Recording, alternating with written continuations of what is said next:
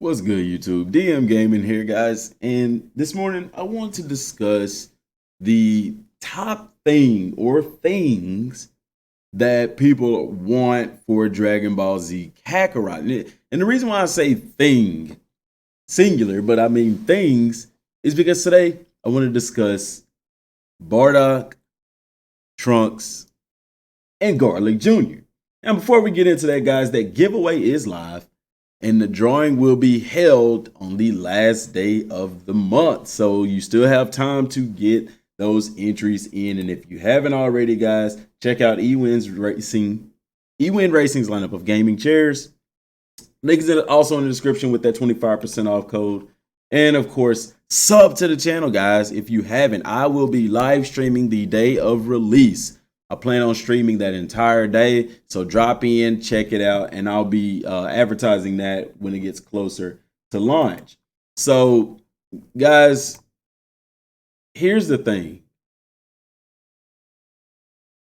They haven't showed gameplay of Trunks. I know people want to see gameplay of Trunks. They showed screenshots, and I'm addressing Trunks first. Now, asking me personally, would it be cool to have the history of Trunks in Dragon Ball Z Kakarot? Yes, it would. Anything Dragon Ball, I'm down for it. You know what I'm saying? Do I think they'll do it? It's hard to say, and the reason why is because the game at the end of the day is supposed to be focused on Goku. Now, I know you're going to say, well, if that's the case, why do we have other playable characters? Because everything that happened in the anime and the manga was all a part of showing you Goku's life. At the end of the day, it comes back to Goku. You see what I'm saying? So them going out of their way to make the history of Trunks is kind of breaking that mold. That's why do I see it happening? If they did, it would purely be fan service. I don't see it being in the game. If they put it in the game, it would have to be in the form of like sub quests for Trunks and stuff like that to kind of give these people who are new to Dragon Ball some background on Trunks and who he is and where he comes from. So I don't see it happening. If it did, it would be really cool and it would definitely be welcomed addition to the game. Now, the thing about this entire game is that the core game is Dragon Ball Z Kakarot, the core game. Now, a lot of people are talking about sequels and stuff like that. You know, once they set that foundation that this is Goku, this is his story. In sequels, they can explore those kinds of things. They can explore those movies. They can explore the history of Trunks, and they can explore other things like that give off that kind of go more in depth as to what's going on with the other characters, some background stories and things of that effect. But right now, for the core vanilla game, I don't see them going that route. If they did, it would be DLC. And the reason why I say DLC is because when they advertise a game, they're only advertising that game for what do you call it? They're advertising the game as it is on the disc. They're not talking about it in the sense of DLC and things like that. So you have to keep those things in mind. Now, the next character that a lot of people are wanting to hear about, Garlic Jr. Garlic Jr. was filler. I mean, I get it. Some people surprisingly wanted it in the game. Me, I'm be honest, I don't really care if Garlic Jr. is in the game or not. Now, will they be in the game? If they were in the anime, there's a good chance it's going to be in the game. The only thing about it is when we look at the key visual that we saw yesterday, that's literally showing you all the minor and major villains that we'll be facing off against in Dragon Ball Z Kakarot. Garlic Jr. is not pictured. King Cold is even pictured. And the thing about King Cold is Goku doesn't fight King Cold. Trunks does. So it's basically showing you the villains that the playable characters encountered. So that's why I don't believe that Garlic Jr. will be a part of the game. Would it be cool? Yeah, it'd be all right. I'd play it, but I'm not looking out for it. It's not something that just has to be in the game or anything like that. But I know people want it, and I want it for you. So, maybe they'll do it in the way of subquest or something to that effect. And last but not least, Bardock. Yes, Bardock. Bardock is the only character out of these three that I could see them putting in Dragon Ball Z Kakarot. The reason why, it goes back to my point earlier, that the game is based on Goku. The entire anime series is based on Goku.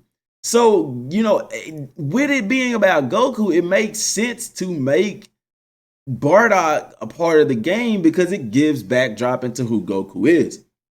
You know, they always talk about how they started with Dragon Ball Z instead of Super to kind of give the new fans to the Dragon Ball series something to look back on, something to get a foundation on, to understand where these things came from and build from there. If that is the case, it is important, in my opinion, that you do something oriented to Bardock in the game, because people are going to ask these questions. I mean, if they watch Dragon Ball Super, they're going to know about Bardock. But yet and still, I mean, it still would be nice. You know, you got the game about Goku. I mean, you have to mention the guy's father somewhere in there, you know. And people also ask about Grandpa Gohan. I mentioned that in the same breath because with Grandpa Gohan, it's kind of the same thing. Will there be an homage to Grandpa Gohan? I believe that there will, because there's homages to Nam, to Launch, to Ader. So I would be surprised if they didn't mention Grandpa Gohan somewhere in this game. But putting a Bardock part of the game would be really cool. I could even see that being like an in-game sub quest where Goku goes on a quest to learn more about his dad or something to that effect. Now, people were wanting Bardock in the game to showcase.